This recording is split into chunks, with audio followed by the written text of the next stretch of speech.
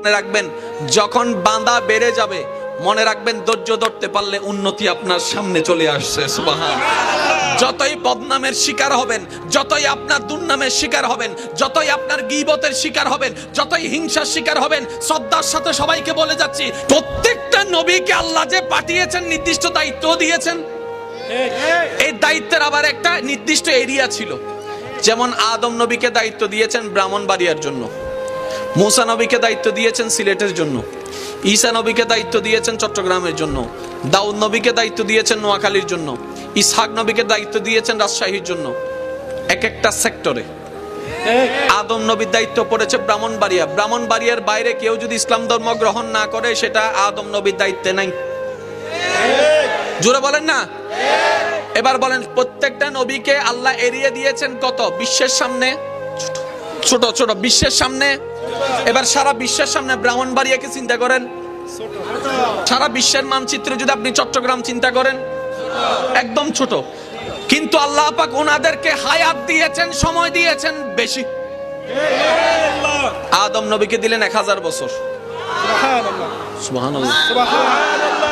জায়গা কম, এরিয়া কম, দায়িত্ব কম, সীমানা কম, সময় দিয়েছেন। নূহ আলাইহিস সালামকে জায়গা দিয়েছেন কম, সময় দিয়েছেন বেশি। মুসা আলাইহিস সালামকে জায়গা দিয়েছেন কম, সময় দিয়েছেন বেশি। হযরত ইউসুফ আলাইহিস সালামকে জায়গা দিয়েছেন কম, সময় দিয়েছেন বেশি। এবার আমাদের নবীর বেলায় যখন আসলো, নবী রাহমাতুল লিল আলামিন বলে, আল্লাহ সবার এরিয়া তো বুঝাই দিছো, আমার এরিয়া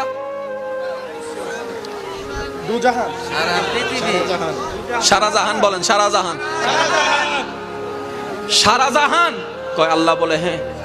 তাহলে ওনার যদি চট্টগ্রাম পায় 1000 বছর পায়, আমারও তো দিবা নিশ্চয় 10-20 কোটি বছর। কয় না, আপনার সময় মাত্র 63 বছর।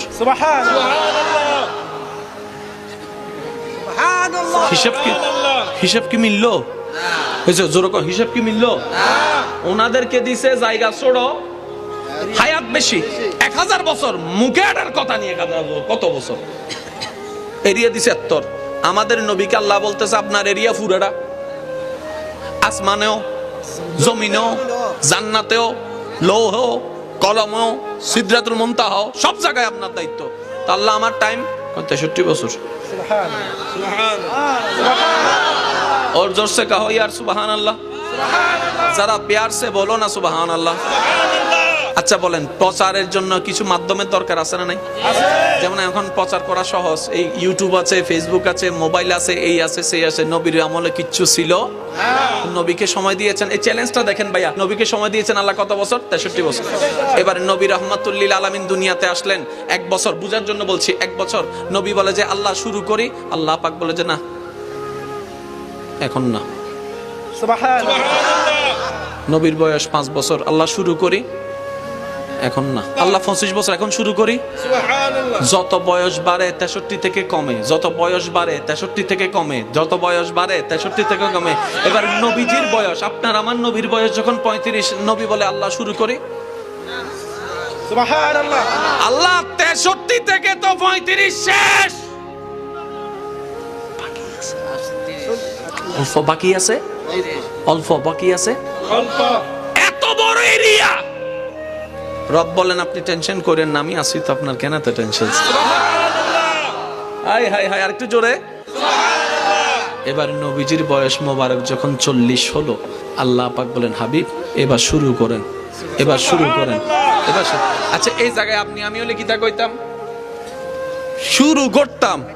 40 বছর বাকি আছে, 23 বাকি আছে। এই 23 বছরে কি আমি আরবে থাকতাম নাকি আজমে যাইয়াম? নবী তা বলে নাই, নবী তা বলে নাই। নবী আল্লাহর হুকুম যাহা তাহাই শুরু করলেন। জগৎ জিজ্ঞেস করে, ও নবী রাহমাতুল লিল আলামিন, এই অল্প সময় কিভাবে কি করবেন? নবী বলে সেটা আমার দেখার বিষয় নয়, আমার মালিক যা হুকুম করেছেন আমি সেটাই করতে শুরু করব। আমার কাজ করে যাওয়া, পৌঁছায় দেওয়ার দায়িত্ব আমার রবের। আল্লাহু আকবার। নারে রিসালাত। আল্লামা মুফতি সৈয়দ মুকাররম বারী সাহেব জিন্দাবাদ, জিন্দাবাদ। আমি কি বানায় বানায় কিছু বলতেছি? এবার আসুন একটু একটু খেয়াল করেন ভাইয়া, মনোযোগ মনোযোগ মনোযোগ। 40 বছরে ইসলামের দাওয়াত দেওয়া শুরু, 63 বছরে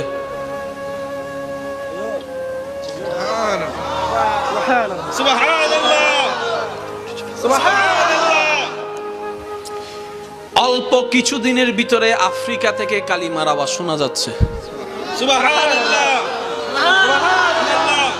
ফেসবুক নাই, ইউটিউব নাই, পত্রিকা নাই, টিভি নাই, বিমান নাই, আরব থেকে শুরু যে কালিমা আফ্রিকার জমিনে শোনা যাচ্ছে, মিশরের জমিনে শোনা যাচ্ছে।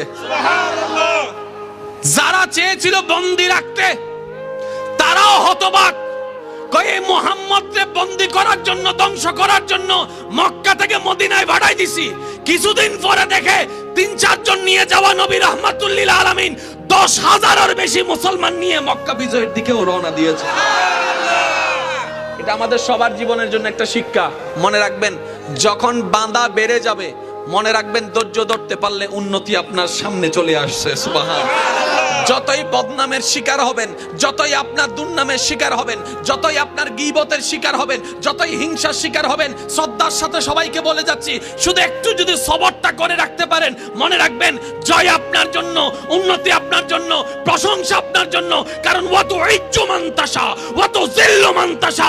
ইজ্জত বান্দা থেকে আসে না, রবের দরবার থেকে আসে। সুবহানাল্লাহ। জীবনে এই কথাটা মনে রাখবেন। আমরা সব সময় নিজের বিবেক খাটাই বলে ধরা খেয়ে যাই, যদি আল্লাহর রহমত খাটাই সবাই জিততে বাধ্য হয়ে যাব। এখানে অনেক আছে, আমার কথা কি কষ্ট নেবেন না। 1 ইঞ্চি জায়গা বাঁচানোর জন্য মামলা দিছে, এরকম অনেকেই আছে। এই মামলা চালাইতে চালাইতে 10 কানি জায়গার টাকা। আরো জোরে বলেন, আরো জোরে বলেন। শেষ পর্যন্ত মামলা দেওয়ার সময় ছিল কালো দাড়ি, মামলা চলতে চলতে হয়ে গেছে সাদা দাড়ি, দাঁতও সব পড়ে গেছে। এবার উকিলে কয় আইয়েন, আমি আর পারতাম না, আপনার রায় দিব তো আজকে। আর রায় আর লাগতো না, হাঁটতে হাঁটতে জোতার তলাটা ক্ষয়ে গেছে, এখন পায়ে ধরছে, বেড়া আর পারতাম না, যা 1 ইঞ্চি মাফ করে দিছি। এত বছর পরে কষ্ট পাইছেন আমার কথা?